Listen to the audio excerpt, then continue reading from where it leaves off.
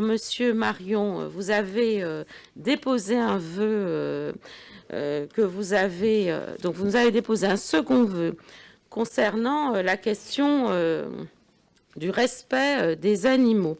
Permettez-moi de vous... Donc, vous l'avez tous sur votre table, ce vœu.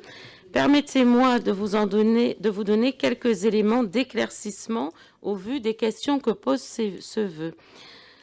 Donc, chers collègues, pour la première fois en 2020, la municipalité a créé une délégation bien-être animal, marquant ainsi la prise en compte par notre majorité de notre attention à la dite condition animale.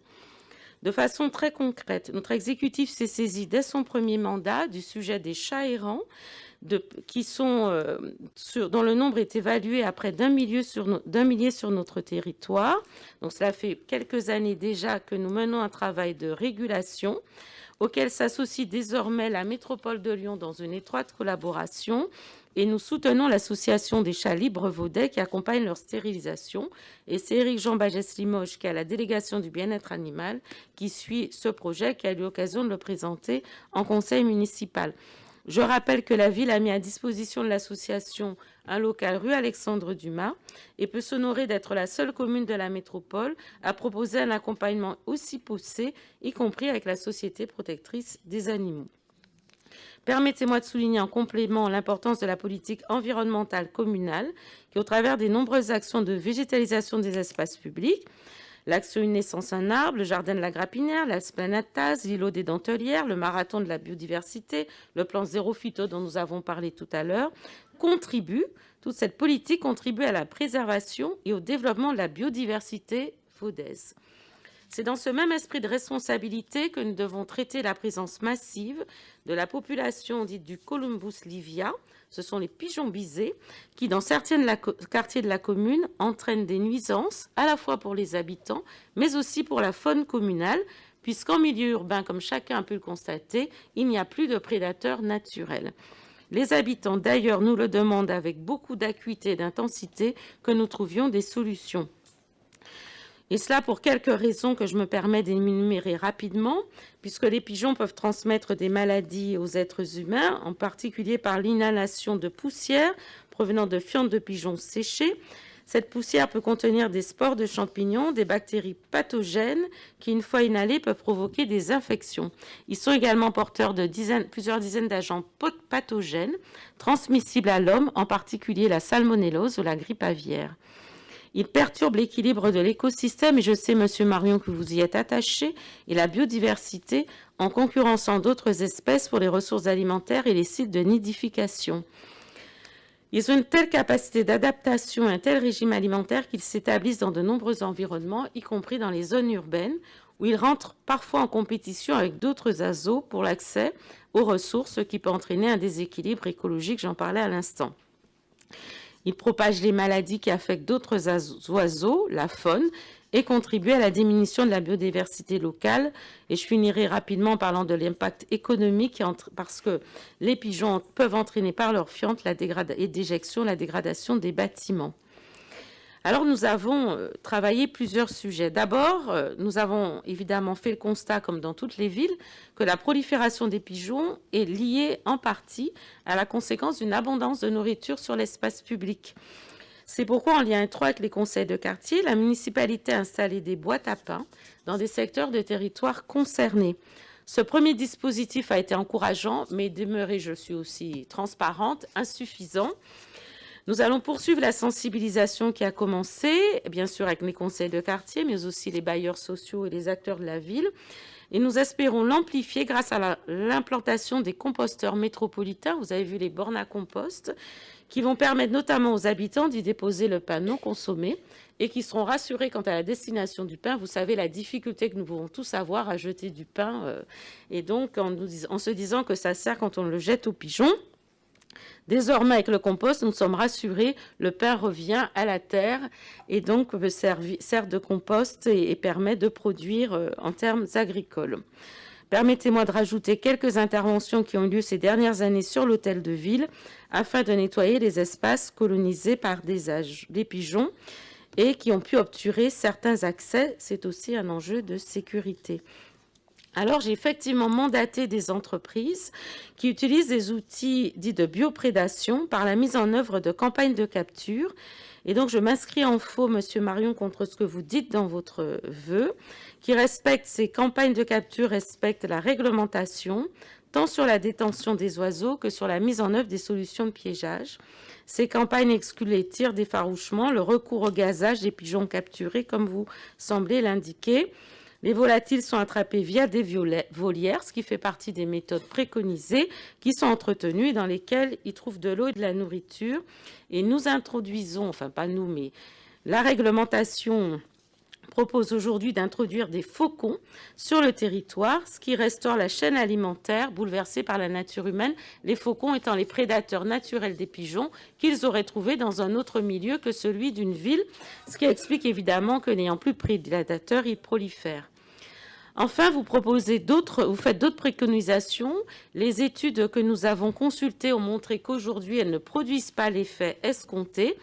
En effet, aucune étude scientifique complète ne vient à ce jour confirmer l'absence de risques sanitaires et environnementaux dans l'utilisation de la molécule qui est la nicabarzine, utilisée pour stériliser les colonies de volatiles, celle qu'on peut trouver dans le maïs. Elle n'a pas été retenue, faute aujourd'hui d'une étude scientifique qui confirme sa non-dangerosité pour l'environnement et les êtres humains.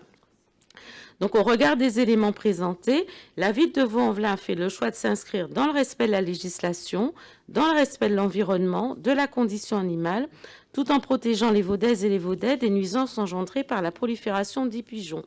Évidemment, au fur et à mesure des avancées scientifiques, des études qui viendront compléter celles qui existent aujourd'hui, parce que plusieurs villes aujourd'hui sont engagées dans des essais de procédures diverses, nous viendrons compléter les possibilités offertes à la ville de Vaux-en-Velin.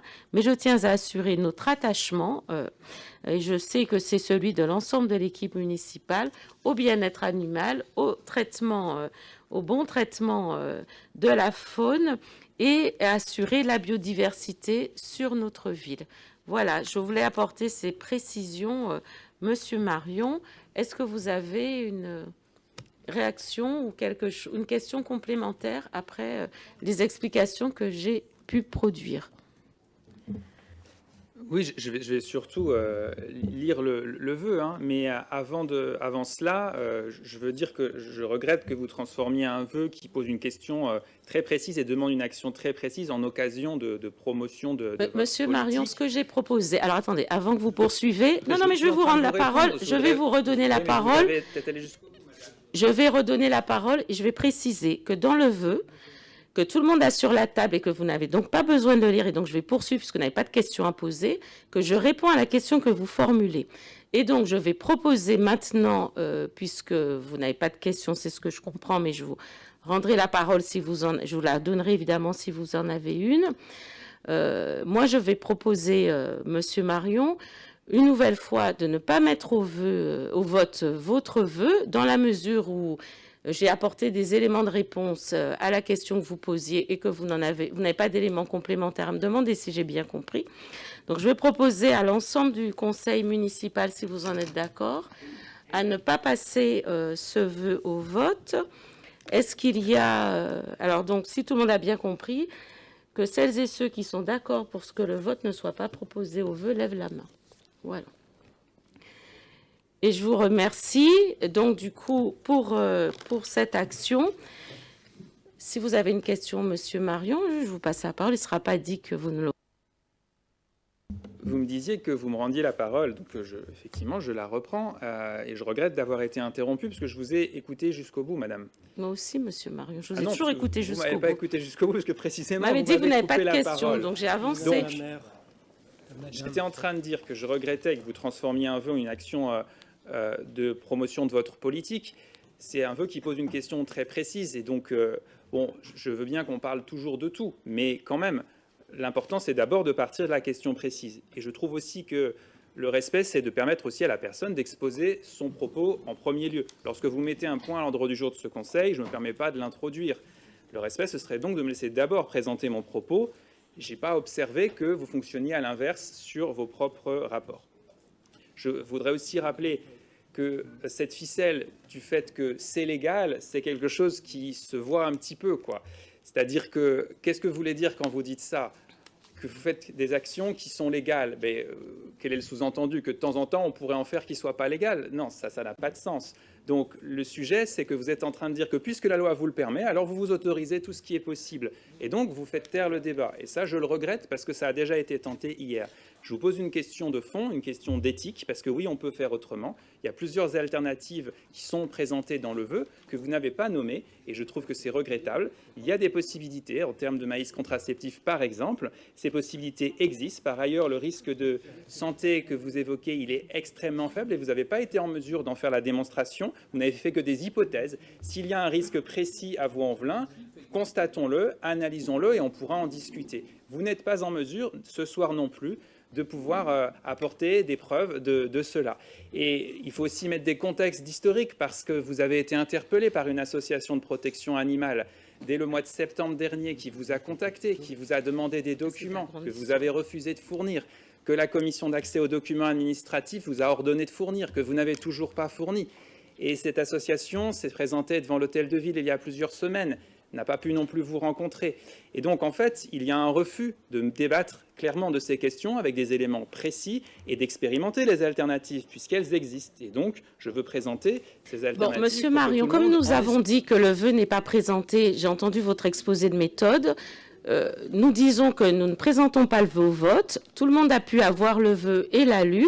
Et donc, nous avons donc conclu le débat. J'ai entendu, j'ai lu votre vœu comme l'ensemble des élus du conseil municipal.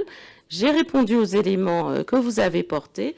J'ai compris que je ne vous ai pas convaincu et je vous propose que nous arrêtions là le conseil municipal ayant épuisé l'ordre du jour. Je vous remercie, Monsieur Marion. Madame, vous n'avez pas épuisé l'ordre du jour et vous le savez puisqu'il y a